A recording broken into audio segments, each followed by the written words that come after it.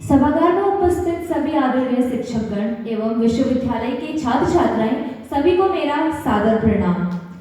आज मैं क्रमांक संख्या 39 आज के वाद विवाद प्रतियोगिता का जो विषय है, क्या भारत में जन कल्याणकारी योजनाएं सिर्फ वोट बटोरने का एक जरिया बन गई है, इसके विरोध में खड़ी हूँ। इस विषय में सबसे पहले हमें एक शब्द पर ध्यान देना होगा जो कि है सिर्फ। क्या भारत में जन कल्याणकारी योजनाएं सिर्फ वोट बटोरने का एक जरिया बन गई है? क्या किसी भी देश की सरकार करोड़ों लोगों के लिए योजनाएं केवल वोट पाने के लिए बनाती है? तो फिर ये सारी योजनाएं चुनाव के बाद भी क्यों जारी रहती है? अगर ये सारी योजनाएं सिर्फ वोट के लिए होती तो क्या करोड़ों लोगों को मुफ्त का राशन, किसानों को आर्थिक व्यवस्था, छात्रों को छात्रवृत्ति और महिलाओं को स्वास्थ्य सुविधाएं मिल पाती?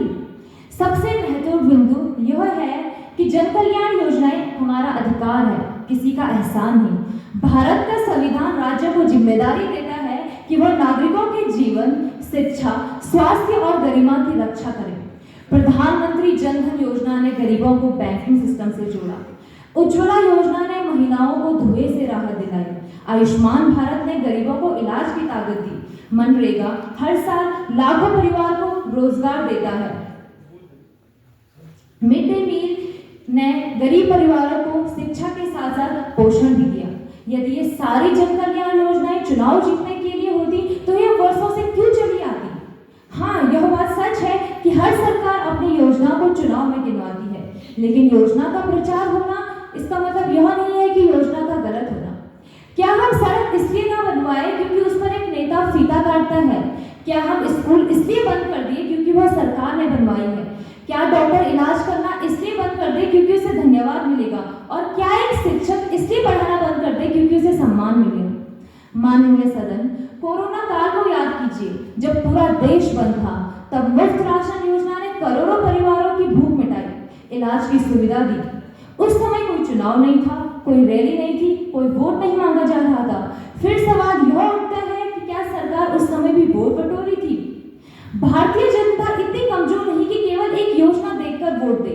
भारतीय मतदाता देखती है काम हुआ या ना हुआ, वादा निभाया गया या नहीं। अगर योजनाएं असफल होती तो जनता उन्हें निकाल देती, जैसा कि इतिहास में हुआ है। इतिहास गवाह है कि सत्ता में बैठा हुआ व्यक्ति गलत हो सकता है, उसकी सोच गलत हो सकती है, किसी योजना का दुरुपयोग जरूर हो सकता है, सरकारें बदल सकती है, लेकिन जन कल्याण योजनाएं यानी जनता के कल्याण के लिए जो योजनाएं बनाई जाती है उसका उद्देश्य कभी गलत नहीं हो सकता। इसलिए माननीय सदन, अगर सत्ता में बैठा कोई व्यक्ति गलत हो सकता है तो हमें उसे बदलने का पूरा अधिकार है। किसी योजना की घोषणा अगर चुनाव के ठीक पहले हो तो उस पर सवाल उठ सकता है, क्योंकि उससे आर्थिक दबाव पड़ सकता है जो कि एक राज्य पे नहीं बल्कि पूरे भारत सरकार पर पड़ता है। सवाल यह नहीं होना चाहिए कि योजना किसने शुरू की, सवाल यह होना चाहिए कि क्या जनता को उस योजना से फायदा हुआ, और अगर फायदा हुआ तो उसे वोट बटोरने का साधन कहना जन कल्याण योजनाओं का अपमान है।